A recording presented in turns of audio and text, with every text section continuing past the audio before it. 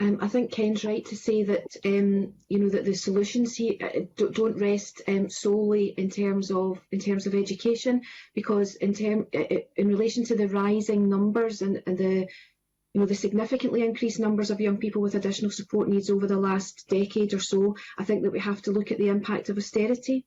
So you have significantly larger numbers of children and young people living in poverty.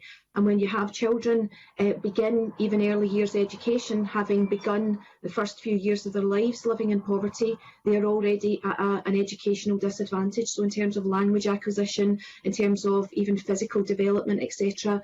So I think there's a really strong correlation between incidence of additional support needs and incidence and experience of poverty. So the point about the solution to this not all resting within the education system is absolutely right. Because in order to address poverty, we have to look at all sorts of aspects of our economy and public services and so on, employment, etc., etc. But in terms of the solution to it, as far as education can deliver that, we have to be looking at additional investment. And there has been for some time debate across or between national and local government about whose responsibility it is to divert additional resource to additional support needs provision. From our point of view, we don't mind who provides the additional funding, but somebody has to do it.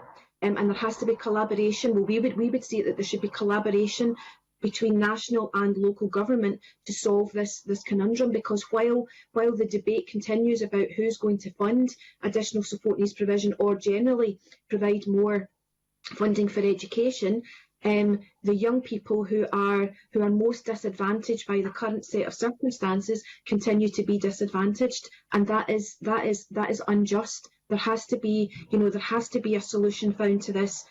Quickly. We cannot have another decade of rising levels of child poverty, rising levels of incidence of additional support needs, and resources either remaining static or dwindling even further.